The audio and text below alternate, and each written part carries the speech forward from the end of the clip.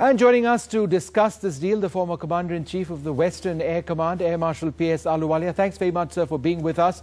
Also, one of the country's finest defence analysts, the former Vice Chief of Navy Staff, Rear Admiral Raja Menon. Thanks, sir, very much for being with us as well. On now to what's been described as the mother of all defence deals. 2 European jets have been shortlisted for the Indian Air Force's 126-jet requirement. Now, it's at least 126 fighter aircraft. Let's just take a look at the 2 main competitors. Now, there's the Rafale from France, manufactured by Dassault, and then there's the Eurofighter. And here's just an introduction of sorts, because we'll be discussing several aspects of this deal.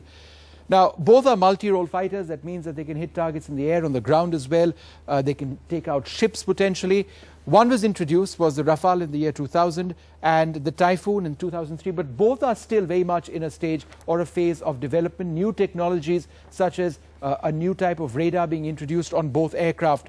The users for the Rafale, no foreign buyers over there, just the French themselves, whereas the Eurofighter has 6 nations that include Saudi Arabia. It's manufactured by a European consortium. A key issue, cost. How is this all factored in as far as the India purchase is concerned? That's something we'll be looking at as well.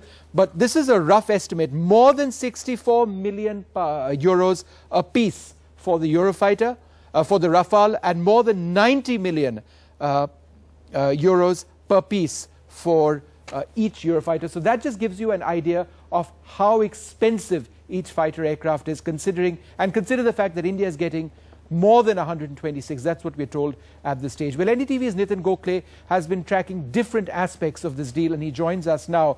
Nitin, it's been a long process. It's been a difficult process. What were some of the major decisions that the Defence Ministry had to do in the last little while in coming around to this key decision? Well, the Defence Ministry sources, top Defence Ministry sources told us yesterday and today that the final recommendation and the final decision actually came about through what the Indian Air Force decided. They have gone strictly by what the users, the Indian Air Force pilots, who actually conducted all the tests both in the desert and the high altitude of Ladakh, recommended to the Defence Ministry. They have not gone by any other recommendation or any other consideration like political consideration or strategic consideration, but strictly by what the Air Force recommended and what the Air Force said that they want for the fighter, which will serve the Air Force over the next 3 decades, if not more. Vishnu? All right, Nitin, thanks very much for joining us with a few of those details. We'll try and discuss a little bit more of that. Air Marshal, if I can just come to you first. One of these 2 planes, if they meet the commercial obligations that they have to, because it's a very long, drawn-out and complicated deal, will be with the Indian Air Force for several decades. What do these 2 aircraft mean for the Indian Air Force in terms of a likely acquisition? Well, I think it's very important to understand that firstly, these aeroplanes, these platforms, these aircraft will be replacements for the already existing fleet, which is obsolete and will be weeding out in the next few years. So therefore, it is very crucial that we get technology.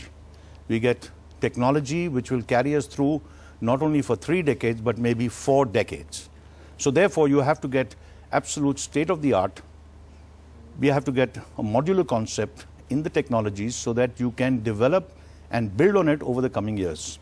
Most importantly, your operational effectiveness will be totally dependent on these kind of platforms. And when I say effectiveness, I mean not only in the air, but for the surface forces also.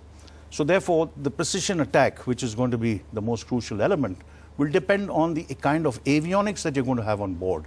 So, you know, the AESA radar, that is the electronically scanned phased array radar, which is the latest in the market today and will have enough space for development in the future, is very crucial, because for precision attack, standoff capability, that will be most crucial.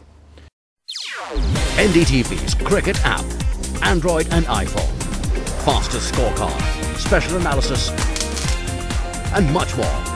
Download free. ndtv.com/apps.